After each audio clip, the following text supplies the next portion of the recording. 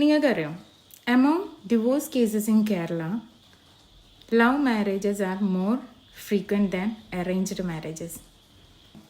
അതായത് divorce cases ഏറ്റവും കൂടുതൽ ഡിവോഴ്സ് നടക്കുന്നത് അറേഞ്ച് മാരേജിനെക്കാട്ടിയും ലവ് മാരേജ് ചെയ്തവരാണ് നമ്മുടെ കേരളത്തിൽ. എന്തുകൊണ്ടാണ് ഇങ്ങനെ സംഭവിക്കുന്നതെന്ന് ചിന്തിച്ചിട്ടുണ്ടോ നിങ്ങൾ? ചിലരൊക്കെ കൗൺസിലിങ്ങിന് വേണ്ടിയിട്ട് മുന്നിലിരിക്കുന്ന സമയത്ത് അവർ പറയും, ഒരുപാട് പ്രതിസന്ധികളെ തരണം ചെയ്തിട്ടാണ്, ഇത്രയും വർഷം കാത്തു നിന്നിട്ടാണ് ഞാൻ അവളെ കല്യാണം കഴിച്ചത്, അല്ലെ ഞാൻ അവനെ കല്യാണം കഴിച്ചത്. അത്രയും കാത്തിരുന്നിട്ട് അത്രയും ഇഷ്ടപ്പെട്ട് കല്യാണം കഴിച്ചിട്ട് ഇപ്പോൾ കഷ്ടപ്പെട്ട് ഇഷ്ടപ്പെടേണ്ടി വന്ന അവസ്ഥയാണ് ജീവിതത്തിനെന്ന്. ജീവിതത്തിൽ ചെറിയ ചെറിയ പ്രശ്നങ്ങൾ ഉണ്ടാകുമ്പോൾ അതൊക്കെ ഓവർകം ചെയ്യാതെ അത് വലിയ വലിയ പ്രശ്നങ്ങളാക്കി മാറ്റും. അവസാനം വീട്ടുകാർ അതിലിടപെടുമ്പോൾ അവർ പറയുന്ന സ്ഥിരം ഒരു ഡയലോഗുണ്ട്, നീയായിട്ടെടുത്ത് തലയിലിട്ടതല്ലേ, സഹിച്ചോ.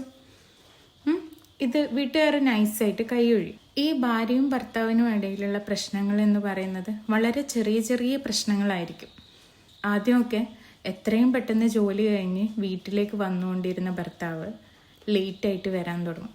ഇത് ചോദ്യം ചെയ്യുന്ന ഭാര്യ അവിടെ തുടങ്ങുന്ന ചെറിയ പ്രശ്നങ്ങൾ പിന്നെ അത് വലിയ വഴക്കിലേക്ക് എത്തിക്കും.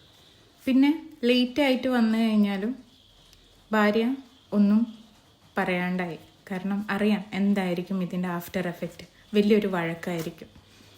അപ്പം ഭാര്യ എന്ത് ചെയ്യുമെന്ന് വെച്ചാൽ അവളുടെ പ്രതിഷേധം വേറെ രീതിയിൽ അവിടെ പ്രകടിപ്പിക്കാൻ തുടങ്ങും. സെക്സ് നിഷേധിച്ചു തുടങ്ങും. പരസ്പരമുള്ള സംസാരം വെറും വാക്ക് തർക്കമായിട്ട് മാത്രം മാറും. അവളുടെ ദേഷ്യം കുഞ്ഞുങ്ങളിലേക്ക് എത്തും. ഇങ്ങനെയൊക്കെ പോയി തുടങ്ങുമ്പോൾ ജീവിതം എന്ന് പറയുന്നത് ഭയങ്കര സീനായിട്ട് മാറും. ഭാര്യയും ഭർത്താവും തമ്മിലുള്ള കമ്മ്യൂണിക്കേഷൻ കുറയുമ്പോൾ, ബോണ്ട് ഇല്ലാതാവുമ്പോൾ എന്താ സംഭവിക്കാമെന്നറിയാം? തല്ലുകൂടാൻ വേണ്ടിയിട്ടാണെങ്കിലും സംസാരിച്ചു കൊണ്ടിരുന്ന ഈ രണ്ടുപേര് തമ്മിൽ പരസ്പരം മിണ്ടാതാവും. ഇവർക്കിടയിൽ കുഞ്ഞുങ്ങളുണ്ടെങ്കിൽ ആ കുഞ്ഞുങ്ങളുടെ ആവശ്യങ്ങൾക്ക് വേണ്ടി മാത്രം ഇവർ സംസാരിച്ചു തുടങ്ങും. ഞാൻ ചോദിച്ചോട്ടെ, പരസ്പരം ഇത്രയും സ്നേഹിച്ച രണ്ടുപേർ തമ്മിൽ എങ്ങനെ ശത്രുക്കളെ പോലെ പെരുമാറാൻ പറ്റുന്നതെന്ന് ചിന്തിച്ചിട്ടുണ്ടോ നിങ്ങൾ? ദാമ്പത്യ ജീവിതത്തിൽ ഭാര്യയും ഭർത്താവിനും ഇടയിൽ ഒരു കെട്ടുറപ്പ് വേണം.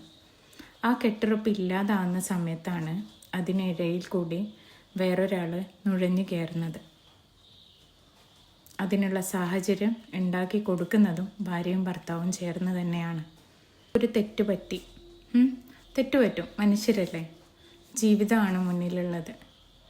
ആ തെറ്റ് പൊറുക്കാനും ക്ഷമിക്കാനും കഴിയുന്നുണ്ടെങ്കിൽ മുന്നോട്ട് പോവുക തന്നെ വേണം. ചിലപ്പോൾ ഇവരുടെ വഴക്കിനിടയിൽ ഒരുപാട് വേദനിപ്പിക്കുന്ന വാക്കുകൾ പരസ്പരം അങ്ങോട്ടും ഇങ്ങോട്ടും പറഞ്ഞു പോയിട്ടുണ്ടാവും. പക്ഷേ നിങ്ങൾ ഓർക്കേണ്ട ഒരു കാര്യമുണ്ട്, ഒരു കാലത്ത് നിങ്ങളുടെ എല്ലാ വേദനകൾക്കുള്ള മരുന്നായിരുന്നു അപ്പുറത്ത് നിൽക്കുന്ന ഒരാൾ. പരസ്പരമുള്ള സ്നേഹം ഉണ്ടല്ലോ, അത് പ്രകടിപ്പിക്കുക തന്നെ വേണം. അത് കിട്ടേണ്ടത് ഭാര്യയ്ക്കാണെങ്കിലും ഭർത്താവിനാണെങ്കിലും അത് അവരുടെ അവകാശമാണ്. സോ സ്നേഹം പ്രകടിപ്പിച്ച് തുടങ്ങാം. നിങ്ങൾക്കിടയിൽ ഇല്ലാതായ കമ്മ്യൂണിക്കേഷൻ എന്ന് പറഞ്ഞൊരു സാധനമുണ്ട്, അത് വീണ്ടും ഉണ്ടാക്കാൻ ശ്രമിക്കാം.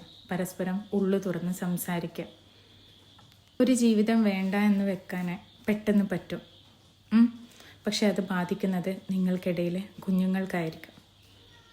തെറ്റ് തിരുത്തി മുന്നോട്ട് പോകാൻ പറ്റുമെങ്കിൽ അങ്ങനെ ചെയ്യും. ജീവിതമാണ്, പ്രശ്നങ്ങളുണ്ടാവും, തെറ്റുകൾ സംഭവിക്കും. പക്ഷെ അവിടെ അവസാനിപ്പിക്കാൻ നിൽക്കരുത്.